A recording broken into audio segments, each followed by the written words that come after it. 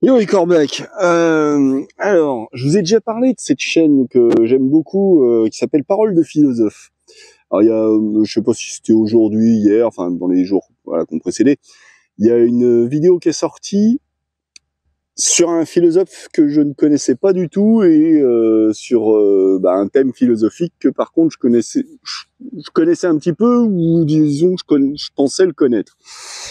Et que c'est parfait parce que c'est comme bien souvent, ça m'amène à vous parler d'un aspect de ma philosophie à moi que j'ai redécouvert un petit peu, enfin que je connaissais très bien, mais disons que voilà sous le prisme de cette vidéo m'apparaît sous un autre jour.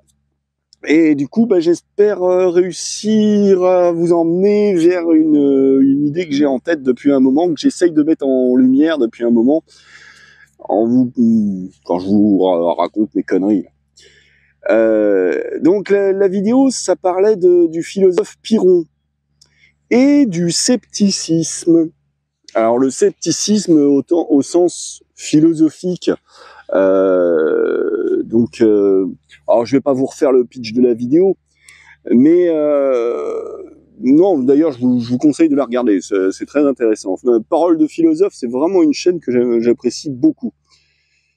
Mais non, là c'est pas tellement pour reparler de cette vidéo en particulier, mais plutôt d'un très court aspect qui est abordé dans cette vidéo, c'est-à-dire la position que moi j'ai toujours soutenue, enfin toujours, depuis que je me suis intéressé un petit peu plus en détail à ce sujet, concernant la croyance en Dieu. C'est-à-dire, donc, il y a les croyants, théistes, déistes, suivant la position qu'on veut leur donner. Il y a les athées. Donc les croyants, eux, ils disent Dieu existe, point, voilà. Ensuite, bon, il y a différentes nuances, mais en gros, c'est Dieu existe. Il y a les athées, c'est Dieu n'existe pas. Je suis formel, ça n'existe pas. Pas plus que, enfin, tout aussi formel que quand les autres disent qu'ils y croient. Et moi, la position que j'ai toujours soutenue, c'est plutôt, je sais pas. Hein, dans le fond, je sais pas. Je peux pas affirmer plus l'un que l'autre. Hein. Vous voyez, un petit peu, je sais que je ne sais rien. Socrate, hein, on revient à la base. Hein. Oui, parce que Socrate est un petit peu plus ancien que Pyrrhon. Mais enfin, bon, bref.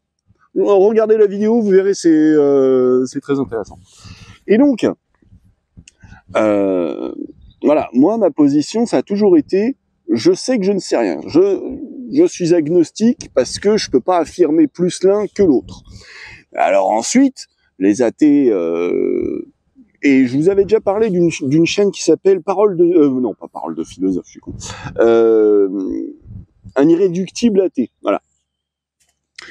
Et c'est un mec intéressant, intelligent, cultivé, très bien, mais partisan sa mère, dogmatique à fond, parce que lui, il reste, comment dire, voilà, c'est de ça précisément dont je veux parler. Le fait, pas de lui en particulier, mais de cette position dogmatique qu'ont finalement ceux qui se revendiquent de l'athéisme. Voilà. Peut-être pas tous, hein, je sais pas. Mais en tout cas, lui en particulier, et d'autres avec qui j'ai déjà eu des discussions.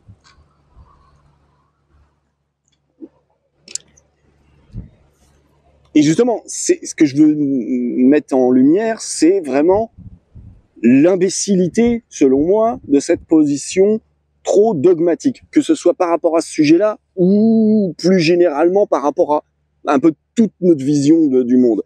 C'est vraiment le cœur de ce que je veux vous expliquer quand je vous dis que il faut changer nos paradigmes. C'est vraiment essayer de se mettre à la place des autres, parce que voilà, on me le reproche souvent ça, mais en vrai, ceux qui me reprochent ça, bien souvent, c'est parce que eux-mêmes ils essayent pas de se mettre à la place des autres. Alors si, ils se mettent à la place de ceux qui sont selon leur point de vue, mais pas à la place des autres, de façon globale.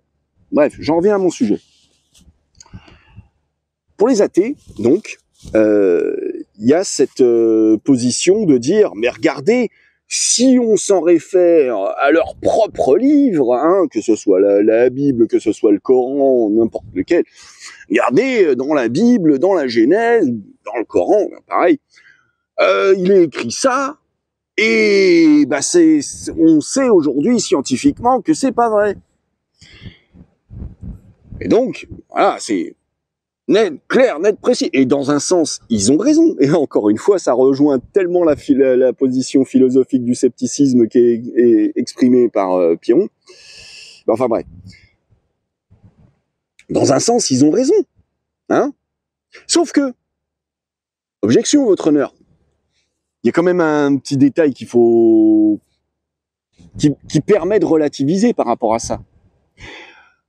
Eux, ils lisent la Bible au regard de nos connaissances actuelles, mais aussi de notre vision du monde actuel, de notre façon de raconter les choses. J'ai envie de lui dire, moi, là, en l'occurrence, un irréductible athée, mais c'est à tous ces mecs qui ont ce discours clair, ferme, gna gna gna, hein. C'est, dis donc, vous êtes au courant que il y a 2000 ans de ça, quand ces bouquins ils ont été écrits, on racontait pas les histoires de la même façon. C'était une époque un petit peu de transition entre on racontait des histoires philosophiques, comment dire, de façon imagée pour donner du sens à la vie. On passait d'une vision, d'une façon orale de raconter le monde à une façon écrite. Que ce soit la mythologie grecque, que ce soit Homère quand il raconte l'Iliade, parce que la mythologie et Homère, je mets un petit peu dans deux cases un peu séparées, même si c'est plus ou moins la même époque, tout ça. Mais bref, que ce soit la retranscription et puis la création aussi des textes bibliques, que ce soit à partir de la Genèse même jusqu'au Nouveau Testament, qui a été écrit des décennies, voire siècles après la période de Jésus, que ce soit même le Coran, qui a été écrit pareil, des décennies après Mahomet. Il a été écrit des décennies après. Donc avec toute la possibilité que ça offre de transformer, de modifier l'histoire, suivant les bons vouloirs de chacun et tout ça. Donc, on passe d'une vision du monde qui était presque chamanique, j'ai envie de dire, où on raconte les choses de façon imagée pour que ça parle à l'imaginaire des gens, et où on s'appuie sur la bonne volonté des gens pour essayer de comprendre un message. Parce que c'est pas la véracité de oui, le monde il a été créé en 7 jours et pas plus, et puis c'est peut-être pas ça vraiment le sens du message. C'est peut-être pas réellement ça le message. Alors bien sûr que au fil de l'histoire, il y a eu des tas d'abrutis et de gens malhonnêtes et de gens ou même simplement naïfs pour lire ça de façon littérale. Ah, vous voyez, je vous parlais d'un créationniste une fois. C'est écrit, hein, ça veut dire c'est comme ça que ça s'est passé. Bah, peut-être pas, en fait. Peut-être pas. Justement. C'est là où le créationniste, il met de la mauvaise volonté quand il veut absolument interpréter les choses de cette façon-là. Mais l'athée qui veut absolument se servir de cette lecture pour dire, bah oui, c'est de la connerie, on sait que ça s'est pas passé comme ça. Peut-être que les deux passent complètement à côté du vrai message de fond. Hein? Parce que, je veux dire, quand, pour prendre un exemple un peu concret et un exemple que je connais un peu, les évangiles, donc, le Nouveau Testament, c'est la vie de Jésus. Ok? Moi, je vous ai dit toute l'admiration que j'avais pour le type, pour le bonhomme, l'être humain, pas le Fils de Dieu. On est tous le Fils de Dieu si on va par là, ok? Mais justement, en tant qu'homme, j'ai beaucoup d'admiration pour un mec qui a les cojones de vivre sa vie de cette façon, dans le but de nous rendre la vie meilleure à tous, nous, dans le futur. Mais dans le Nouveau Testament, dans les évangiles qui ont été rédigés par d'autres que lui, des décennies après, et qui ont été soigneusement sélectionnés par d'autres encore, des décennies encore après, pour essayer de, en gardant seulement les 4 canons évangiles, les 4 évangiles canons, et mettant de côté tous ceux qui nous arrangent pas, pour construire l'histoire jolie qu'on a envie de raconter. Parce qu'on trouve elle correspond à nos idéaux à nous, et pas à celui dont on raconte l'histoire, hein. Et c'est comme ça qu'on se retrouve avec les récits eschatologiques complètement pétés. Je sais plus c'était lequel, si c'était Jean ou les mecs qui t'inventent des anges effrayants. Jésus, il a parlé de ça, lui. Jésus, honnêtement, c'est Jésus qui a raconté ça. Moi, il me semble que non. Hein. Moi, Jésus, je connais le serment sur la colline, tout ça. Jette pas que celui qui n'a jamais péché lui jette la première pierre. Aime ton prochain comme toi-même. C'est ça, hein, Jésus. Hein. C'est pas ces conneries de croyances mystiques. Parce que lui, quand il disait qu'il était le fils de Dieu, d'ailleurs, je crois que c'est plutôt on lui a dit qu'il était le fils de Dieu et qu'il a juste dit oui. Mais en fait, est-ce qu'il voulait dire par là qu'il était le seul et l'unique? Ou est-ce que ça, c'est une surinterprétation, là où on pourrait, si on veut voir le même Dieu que le Dieu de Spinoza, se dire qu'en réalité, il voulait simplement dire qu'on l'est tous. À partir du moment où on existe dans l'univers, on est sa création. Et alors, c'est là où, justement, encore une fois, les athées mettent une mauvaise foi absolue quand ils veulent interpréter ça en disant oh, « Regardez, c'est complètement con, dans les nuages, il n'y a pas un grand barbu qui nous observe. » Bah, c'est peut-être pas ça ce que ça veut dire. C'est peut-être pas du tout comme ça. Et peut-être qu'en réalité, justement, quand on dit que Dieu est omnipotent, omniscient, c'est peut-être même des conneries. Ça se trouve, il peut peut-être rien du tout. Ça se trouve, il en a juste rien à foutre de nous. Ou peut-être qu'il nous observe d'un œil amusé. Ou quand vous jouez sur votre console de jeu, les gens, vous vous dites « Oh, j'espère que je vais faire en sorte que tout aille pour le mieux. » Bon, il y a différents jeux, hein. Mais il y en a aussi qui s'amusent quand ils font une partie à tester toutes les possibilités et pas juste réaliser le but qui avait été proposé à la base. Vous voyez, on extrapole beaucoup trop sur des choses qu'on ignore complètement. Et c'est pour ça que moi je maintiens cette position agnostique. Je ne sais pas, bordel. Bien sûr qu'il n'y a pas un putain de connard barbu sur son nuage. C'est pas ça. C'est pas ça le but de tous ces récits. Le but de ces récits, c'était essayer de faire en sorte que ceux qui, contrairement à moi, n'ont pas besoin d'avoir un flic derrière leur cul pour leur dire quoi faire pour bien se comporter en société et pas agir comme un connard, hein. Et encore que je suis pas sûr que si j'avais pas eu des flics à certains moments de ma vie derrière mon cul, je me serais toujours conduit comme il fallait, hein. Aujourd'hui, oui, j'ai une espèce d'exigence morale envers moi-même, mais c'est envers moi que j'ai des comptes à régler. Vous savez, c'est cette histoire de Paris de Pascal, c'est complètement con, hein, parce que c'est pas parce que comment dire, tu vas hypocritement faire les choses que si Dieu il est vraiment omniscient, bah il va pas être au courant, hein, que tu crois pas réellement en lui, que tu fais ça juste par intérêt. Donc c'est con, hein. Mais vous voyez, je sais pas si vous voyez où je veux en venir. Là où je veux en venir en parlant de tout ça, donc bon, c'est pas pour plus fustiger ni les croyants ni les athées en disant ça. C'est plus dénoncer, encore une fois, j'en reviens à cette histoire de changement de paradigme, dénoncer cette propension qu'on a, les uns, les autres, qu'on soit de gauche, qu'on soit de droite, qu'on soit croyant, qu'on soit athée, qu'on soit féministe ou qu'on soit masculiniste, à juste présenter ce qui nous arrange. pour pouvoir dénoncer le discours. Regardez, vous voyez, le discours des autres, il est complètement con. Hein. Rejoignez-vous un camarade morpion, adhérez au parti. Comprenez ce que je veux dire? C'est pour ça que j'attache tellement d'importance à cette